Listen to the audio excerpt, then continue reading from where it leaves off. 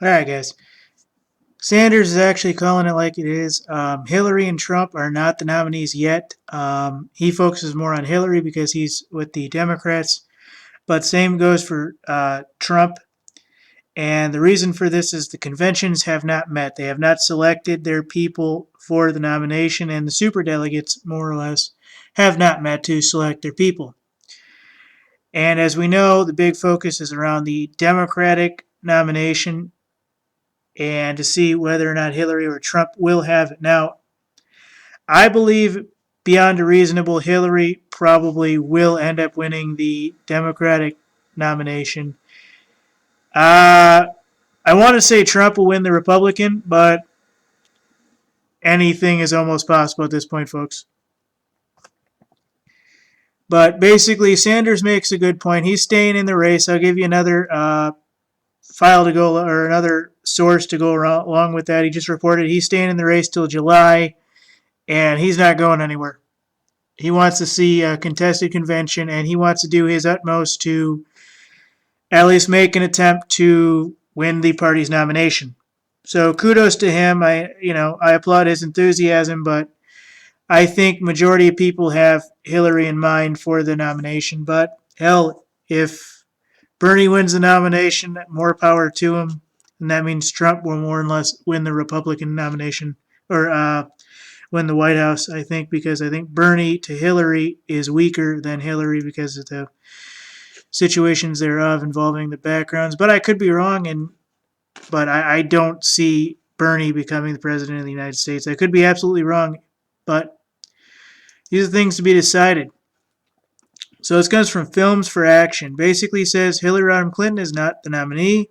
Superdelegates don't vote until July, but the media can try to influence the election every damn day, yada, yada, yada. The title goes, or the subtitle goes on and on and on. So this is actually the situation here, folks. The superdelegates don't vote till July, at least for the Democrats. I forget when the Republican nomination is. I'm guessing around the same time. So he's got another roughly month to handle this, and this is quite the situation here, folks. He's going to stick it out. I don't think it's going to make a difference, but at least we know he's going to make a grand effort to say, you know what? I'm going to stick around. So I applaud him for that. So HRC is not the Democratic nominee, Hillary Rodham Clinton, obviously. This comes from filmsforaction.org by Liam Miller.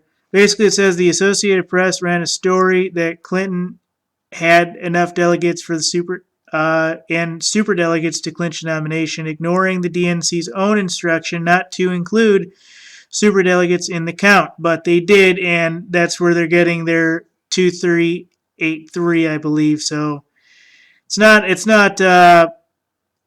there yet, folks. And they went against the DNC's own instructions here, if you can read this, and it says not to include superdelegates in the count. And the simple reality here, ladies and gentlemen, is a superdelegate cannot vote until the convention in July. Now, because there's an image, I have no ability to highlight it, but let me just read that one more time, ladies and gentlemen.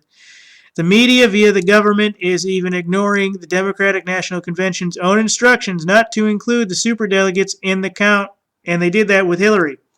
So in other words, she doesn't have the 2383, I don't believe. I could be wrong, but let's just go with it. And simply the reality that the superdelegates cannot vote until the convention in July. So anything goes at that point.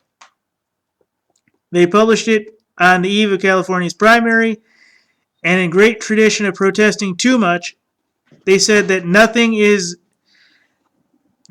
that discourages or prevents voters in 6 states from exercising the right to go to the polls today and cast their ballots. So that's good, folks. Very good, every single which way. So that's good.